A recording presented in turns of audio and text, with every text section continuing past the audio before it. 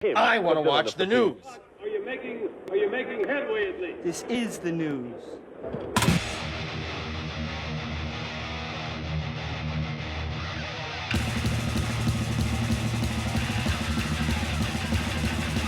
Macabre! It is time, oh yeah, for the only news that matters.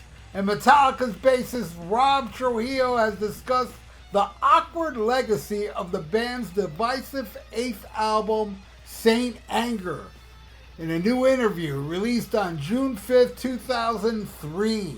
Saint Anger was met with decent sales and top charts around the world, but was heavily criticized by many fans for its raw production and lack of guitar solos. Speaking with Metal Hammer in the new issue, Trujillo, who joined the band during Saint Anger, though didn't write on the album itself, claims that most people he speaks to personally have relatively fond things to say about the record. Said most people that I talked to found a place in their heart for Saint Anger. What's cool is pulling out Saint Anger like Dirty Windows in the set. The way we put it now, I found my place in the song where we play and found a groove for these songs from Saint Anger, almost like we're giving it a facelift. When it comes to playing live, Trujillo also revealed that Metallica still finds putting set lists together challenging. And that said, set lists are very much fine-tuned as the band tours roll on. He says, definitely one of the biggest challenges for the tour has been figuring out what the set list is going to look like. And, you want a sense of a throttle, but also have plenty of high moments. Like when we go and do a ball drop, where are we going to have the moment for Kirk and I to jam? It's all about pacing, and it's not something you can figure out the first show. It takes time, especially when certain songs might not resonate in Europe as they do here back home. At the same time, we will be going back into the territories next year. We will want to give ourselves room to mix it up too, especially with the new songs, where someone might go, yeah, we've seen Too Far Gone. What do you have for us now? But Lars is always thinking ahead too, making suggestions. Like, we need to do this. Pull this one out of the back catalog or whatever. So we'll see. Plus, some fans come to multiple shows and don't really want repetition. So you got to cater as best as you can. It's a balance. But there you go. I have seen a lot of love for Saint Anger online, and I've seen a lot of hate for it, and I got some hate for it. I don't get the album. I don't understand it. I don't care about the production. I don't care about the drums that sound like he's beating on a garbage can. All I care about is songs. And I don't think any of those songs resonate with me. It does with some of you out there, and more power to you, but I don't get it. I don't get Saint Anger, but then again, I didn't really get the Black Album. I didn't get most of Injustice for All, honestly. And I didn't get, of course, Load and Reload. But all of those albums, I would say, is better than the Saint Anger. And I despise Death Pathetic. And yeah, I can't even say Death Pathetic is better than this. They're probably, that album, for some reason, it just irks me. And I know it's their return to form. I don't hear it. I hear a bunch of rich dudes, but oddly enough, and a lot of people don't agree with this, but then I've seen people agree with me online. Hardwired is like an awesome album. I think that album rules. And it's my favorite Metallica album since Master of Puppets. I will say there's no song on Hardwired as good as Blackened. To me, Metallica's never wrote a song as good as Blackened since Blackened.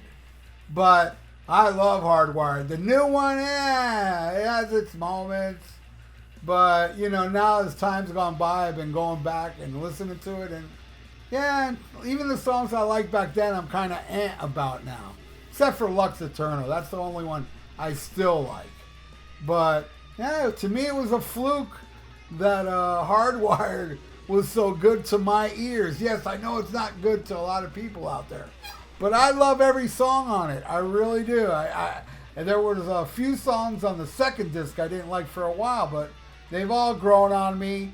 You know, some are better than others, but I love Hardwired, man. I think that's an awesome album, and it's a great return. And for some reason, it doesn't sound like Rich Guys to me, like it sounded on Death Pathetic. And I still think this band is awesome live. You know, they played a show down here that I got to thank J-Man for getting me a ticket for this, because it was in a smaller venue at the Hard Rock in Hollywood, Florida, where they only played songs from Hit the Lights and Ride the Lightning.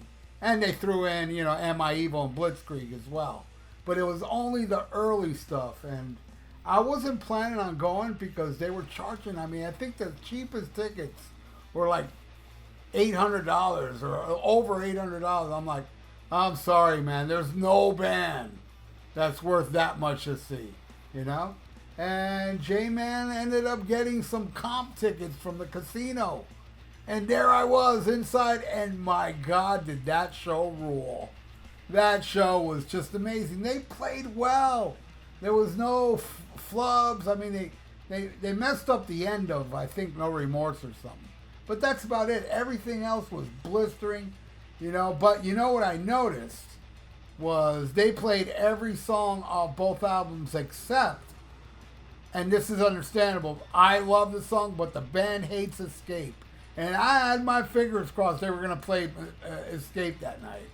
But they didn't play it. And that was the only song they didn't play off of Ride the Lightning. Now, Kill 'Em All, they didn't play the Four Horsemen, which was a drag, but I've seen them play it before. I can deal with that. And Jump in the Fire, which I've never seen them play, so I wish they would have played that one. And oddly enough, those two songs were written by Dave Mustaine, or I mean, he contributed to those two songs.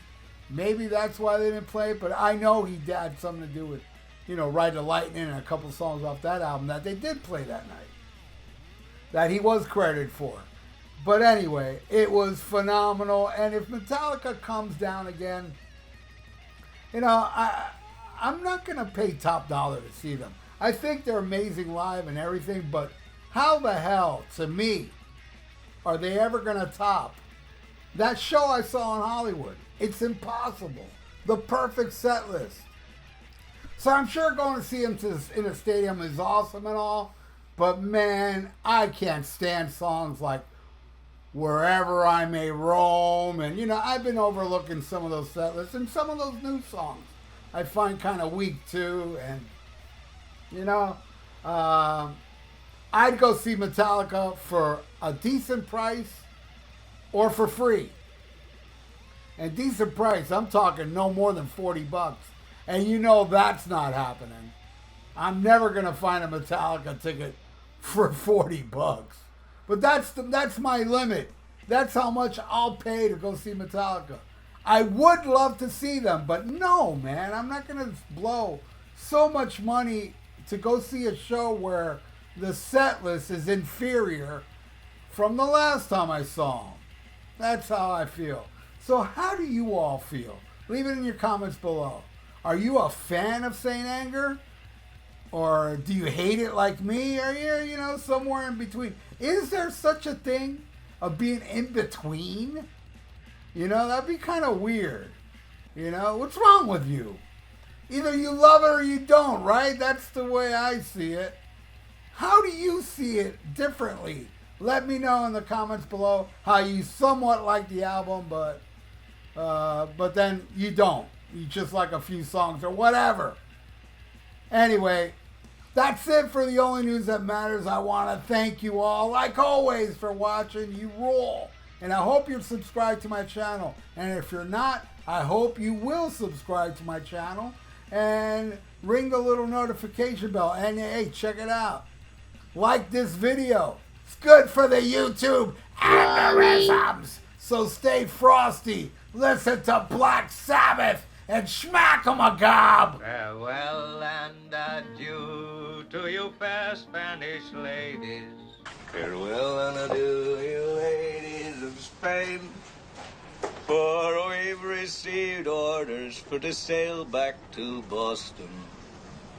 And so never more shall we see you again.